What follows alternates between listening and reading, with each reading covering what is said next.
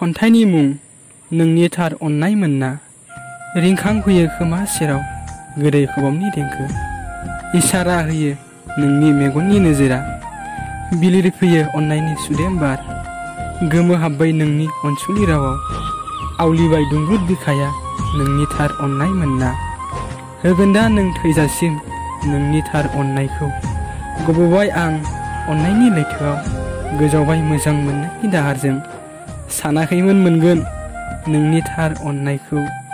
नाथाय दा सानबाय आं नोंखौनो लाना अरायसम थांना थानो जिउआव दंसै नोंनिल' साननाय दा सिफायसैल' नों आंनि गोसो उसिफावबाय अननायनि दोहौ गेवलांबाय इयुननि गावदां बिबार।